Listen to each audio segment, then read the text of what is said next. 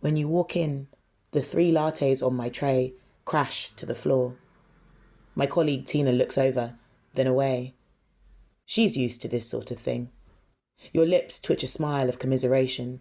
A blade of light hits the left lens of your famous glasses, slices the room in half. Feigning calm, I drum my fingers on the counter as you scan the menu, make your order. I watch you pour 1 sugar, then another, and a third into your espresso. You throw it down your throat like a pill and grimace. Here you are in the Martyr's Café, where slain heroes come to cloud watch and drink coffee, mourn the revolutions they didn't live to see. I don't work here for the money. The pay is terrible. The people watching, priceless. Martin came by a month ago, your presumed nemesis, and gleefully pulled an iced caramel mocha through a red straw. Joan of Arc sat beside him, sipping at a sombre filter coffee. St. Bartholomew barged in, ordered 3 brownies and ate them in 5 minutes flat. But you are the first martyr to fluster me, dash my coffees and my cool to the floor. Behind the counter, Tina mutters at me. Say something to him. I wipe furiously at the spotless patisserie shelves, chewing the inside of my cheek. What do I possibly say? Hey Malcolm, did you know there's a community centre in my city named after you? As you walk through the doors, a crude rendering of your face takes up an entire wall. In every montage about black liberation, you appear, always at some podium, the camera craning up at you. Or you're sat with your chin propped by your hand, that furrow in your brow persistent.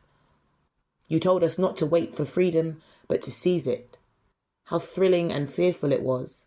How impossible an ember of rage to live up to. It was a distinctly American and male anger. I admired it but couldn't claim it entirely as my own. It happened often that your history across the pond was fed to us as if it were ours. I was 9 when I first heard your name, 29 when I heard of Olive Morris. Her face anoints no posters, her name not mentioned in any rap song I know of. Can I confess I resent it? Resent you, sometimes. The height and heft of you in that chair. You and Martin were not the only ones, certainly not the only ones that mattered, magnetic men though you were. If it were Betty and Loretta's mouths that spoke the same rhetoric, would the media have fawned and seethed the same way? This is why you're not supposed to meet your heroes. They're best kept as hooks on which we hang our hopes for salvation.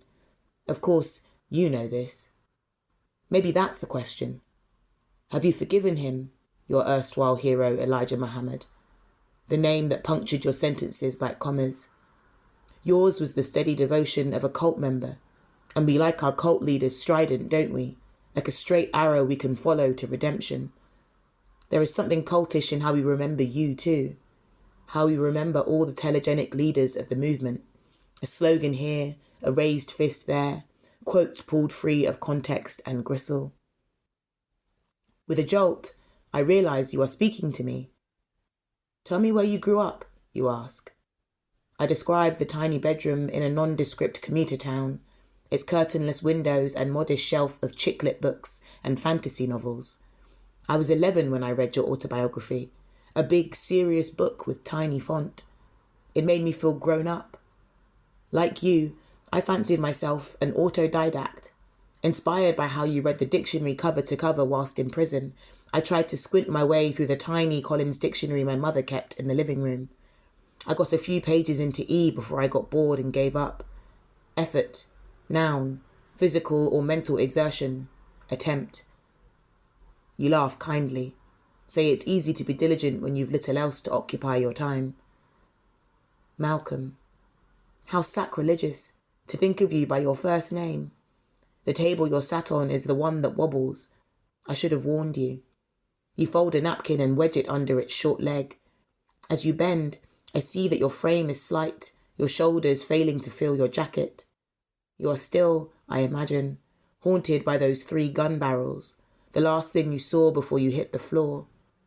Sometimes I entertain notions of myself as a freedom fighter wanted by the authorities.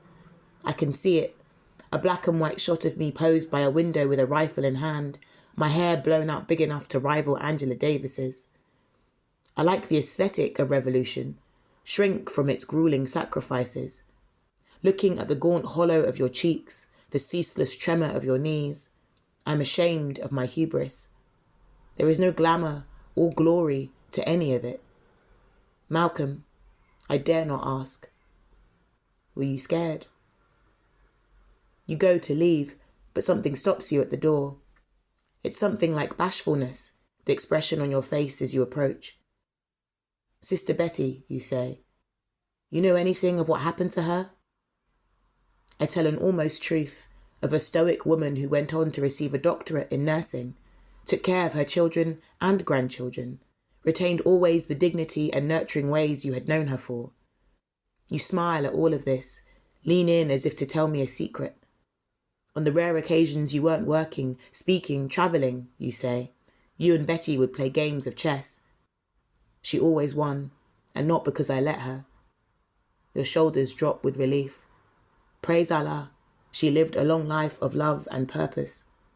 I do not tell you of the burns that covered 80% of her body on the day she was burnt to death in her own home, that it was your grandson's hand that held the match. I convince myself this lie of mine is a gift. The bell above the door makes its high trill as you depart. The sound hangs for several seconds, as if waiting for your return.